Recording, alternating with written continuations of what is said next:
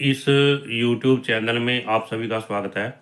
आज का हमारा टॉपिक है विज्ञान कक्षा 10 अध्याय 13 और अध्याय का नाम है हमारा पर्यावरण। पाठ्य पुस्तक के अंदर के प्रश्नों के उत्तर। पृष्ठ संख्या 234। पहला प्रश्न है, पोषी स्तर क्या है?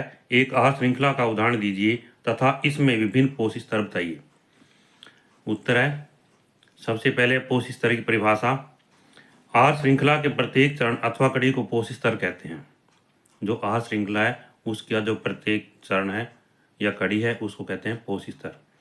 इस श्रृंखला में प्रत्येक चरण पर खाद्य ऊर्जा का स्थानांतरण होता है। इसमें यहाँ पर ये चित्र दिखाया गया है। यहाँ पर ये आहार श्रृंखलाएं दी गई हैं। हमने यहाँ इसका आहार श्रृंखला का उदाहरण लिया है।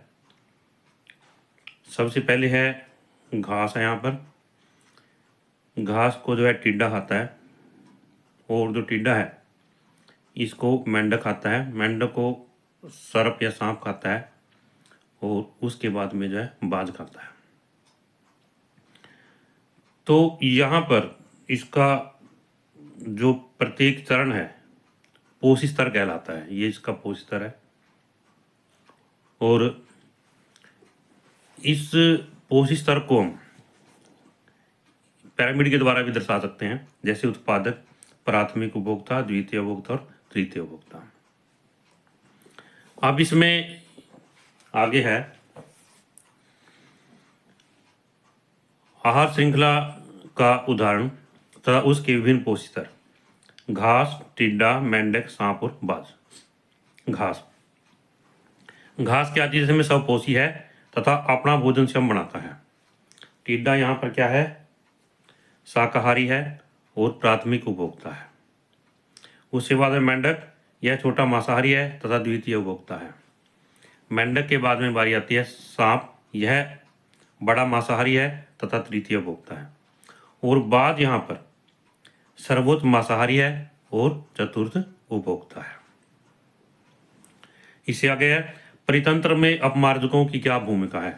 परितंत्र में अपमार्जक जो है उनकी क्या भूमिका है? इसमें यहां पर है अपमार्जक।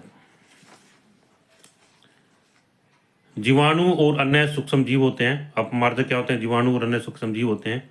ये परितंत्र में महत्वपूर्ण भूमिका निभाते हैं। ये सूक्ष्म जीव मृत जीव अवशेषों से अपना भोजन प्राप्त करते हैं। ये गले सड़े पदार्थों जैसे सब्जी के छिलके, गले सड़े फल, मृत अवशेष, कृषि अपशिष्ट आदि को भोजन के रूप में प्रयोग करते हैं तथा उनका अपघटन करते हैं। जटिल कार्बनिक पदार्थों को सरल अकार्बनिक पदार्थों में बदल देते हैं जो मिट्टी में चले जाते हैं तथा पौधों द्वारा दोबारा उपयोग में लाए जाते हैं। इससे आगे पृष्ठ संख्या 236।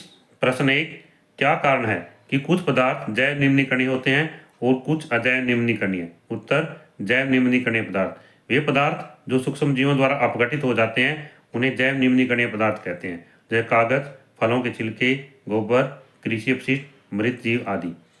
अजैव निम्नीकरणीय पदार्थ वे पदार्थ जो सूक्ष्म जीवों द्वारा अपघटित नहीं होते उन्हें अजैव निम्नीकरणीय पदार्थ कहते हैं, जैसे कि प्लास्टिक, पॉलीथीन, कांच की बोतल आदि। इससे आगे है इन पदार्थों की रासायनिक संरचना के कारण सूक्ष्म जीव जैव निम्नीकरणीय पदार्थों को आसानी से अपघटित कर सकते हैं तथा अजैव निम्नीकरणीय पदार्थों को अपघटित नहीं कर सकते। इससे अगला है प्रश्न 2, ऐसे 2 तरीके समझाइए जिनमें जैव निम्नीकरणीय पदार्थ पर्यावरण को प्रभावित करते हैं। नंबर 1, जैव निम्नीकरणीय पदार्थों का सही प्रबंधन न किया जाए तो इन पदार्थों के ढेर लग जाते हैं। इनके गलने सड़ने से दुर्गंध पैदा होती है। नंबर 2, ये मिट्टी की उर्वरता में वृद्धि करते हैं, जैसे फल तथा सब्जियों के छिलके, पत्तियां, कृषि अपशिष्ट खाद या ह्यूमस में बदल जाते हैं। इसे भूमि की उपजाऊ शक्ति बढ़ती है। इससे अगला प्रश्न है, ऐसे 2 तरीके बताइए जिनमें अजैव निम्नीकरणीय पदार्थ पर्यावरण को प्रभावित करते हैं। इसमें नंबर 1, ये पदार्थ जल्दी अपघटित न होने के कारण लंबे समय तक पर्यावरण में बने रहते हैं, इसे पर्यावरण प्रदूषित होता है। दूसरा है विभिन्न प्रकार के रसायन अपघटित न होने के कारण जल तथा मृदा में मिल जाते हैं। जल तथा मृदा से ये हमारे आहार के द्वारा हमारे शरीर में चले जाते हैं, इससे हमें हानि पहुंचती है। प्रश्न संख्या 238, ओजोन क्या है तथा यह किसी परितंत्र को किस प्रकार प्रभावित करती है? ओजोन O3 ऑक्सीजन के 3 परमाणुओं से बनी है। यह सूर्य से आने वाली पराबैंगनी विकिरणों को पृथ्वी पर आने से रोकती है। यह पराबैंगनी विकिरणें जीवों के लिए अत्यंत हानिकारक हैं। ये विकिरणें मानव में त्वचा का कैंसर रोग जो उत्पन्न करती हैं। जो ओजोन है, ओजोन का सूत्र O3 है। क्या है? O3 है। और पराबैंगनी विकिरणों के द्वारा या अल्ट्रावायलेट रेज के द्वारा ऑक्सीजन O2 जो है, अणु जो है ऑक्सीजन परमाणुओं में टूट जाते हैं। ऑक्सीजन अणु जो है ऑक्सीजन परमाणुओं में टूट जाते हैं। ये ऑक्सीजन परमाणु ऑक्सीजन अणुओं के साथ मिलकर के ओजोन के अणु बनाते हैं। O2 बराबर है O प्लस में O के, और O जो ऑक्सीजन परमाणु है ऑक्सीजन अणु के साथ मिलकर क्या बनाता है? O3 बनाता है। इससे अगला है, आप कचरा निपटान की समस्या कम करने में क्या योगदान कर सकते हैं? किन्हीं 2 तरीकों का वर्णन कीजिए। फलों के छिलके, गोबर, कृषि अपशिष्ट, पॉलीथीन, कांच की बोतल, कारखानों से बचे रासायनिक अपशिष्ट आदि कचरे के रूप में पाए जाते हैं।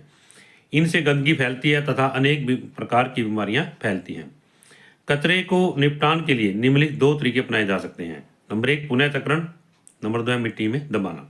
पुनः चक्रण, कुछ पदार्थ जैसे प्लास्टिक, कागज, कपड़े, लोहा, एल्यूमिनियम की पत्ती आदि का पुनः चक्रण किया जाना चाहिए।